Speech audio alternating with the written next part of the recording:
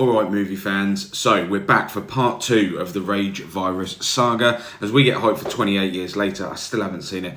Today, 28 weeks later, does it hold up? Absolutely. Does it go bigger, nastier and more intense than the original? I think so.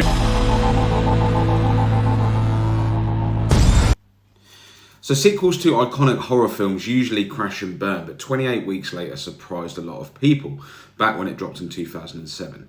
Directed by Juan Carlos Fresnadillo, this one takes everything from 28 Days Later and just throws petrol on the fire. It's faster, more brutal, and it's a lot more chaotic. The opening sequence, it might be one of the best openings to a horror film. We meet Don, his wife Alice. They're hiding out in the countryside with other survivors. Everything's tense, it's quiet. And then it all kicks off. The infected attack, the way Don abandons Alice and runs for his life while the infected crash through the windows is pure terror. His sprint to the boat whilst rage infected sprint after him. It's just utter madness. It's chaotic, but it is brilliant and you cannot take your eyes off it. While 28 Days Later was more intimate and character driven, 28 Weeks Later opens things up. Now we're dealing with military intervention, mass repopulation, big scale urban collapse. We're seeing an attempt to restart civilization and how quickly it can all just fall to pieces again. It's probably nothing.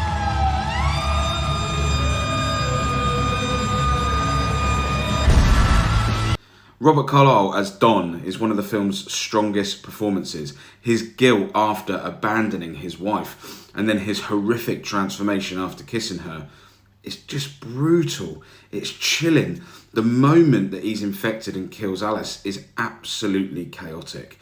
He plays that infected version of Don with this terrifying intensity.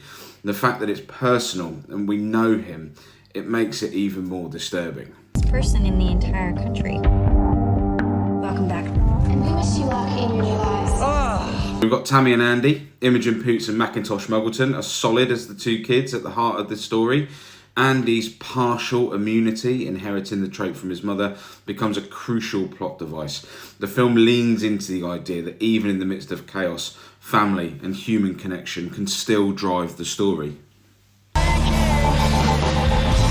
12. I think that makes you the... Got some early career MVPs here, especially one of them, Jeremy Renner as Doyle, the compassionate sniper, and Rose Byrne as the medical officer Scarlet. Both are excellent additions. Renner in particular plays the military man who's willing to break protocol to save these kids and his sacrifice later in the film.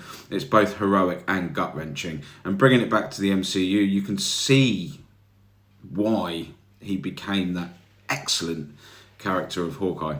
So the best way to describe 28 Weeks Later is controlled chaos. Once the virus breaks loose again, the sheer scale of destruction is wild.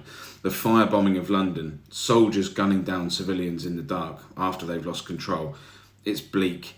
The night vision sequence in the underground, that is pure horror brilliance. It's claustrophobic, it's terrifying, and it's visually stunning. So where 28 Days Later was about survival and morality, this adds layers of government failure. Not much of that going on. Military overreach and the inability to control nature no matter how many rules or protocols you put in place. One small human error can send it all crashing down. So John Murphy's score, again, returns in the house, in a heartbeat, elevates everything. The music is almost its own character at this point. The pacing, sound design and atmosphere in this film, they constantly keep you tense. You're constantly on edge and you don't know what is going to happen next. I think this film gets unfairly slept on when people talk about horror sequels. It expanded the world and it upped the stakes and it delivered some of the most intense horror sequences of the early 2000s. While 28 Days Later was revolutionary, 28 Weeks Later is one of the rare sequels that actually earns its place alongside a truly fantastic original. Some characters could have been fleshed out more. The ending leaves you hanging with that Paris teaser, but honestly these are minor compared to how effective the film is at pure dread and tension.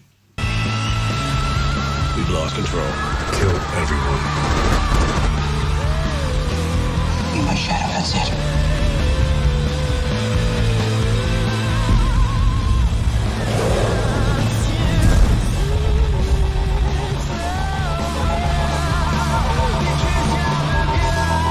I think I'm giving this film a strong 4. 4 out of 5. This one is one of the most intense horror sequels ever made. It's brutal, relentless, emotionally devastating at times, and filled with absolute chaos. So if you're getting hyped, or if you still haven't seen it 28 years later, you absolutely need to include this one in your rewatch before you go and watch it. I know it's coming for me. So drop those thoughts below. Does this film deserve more love?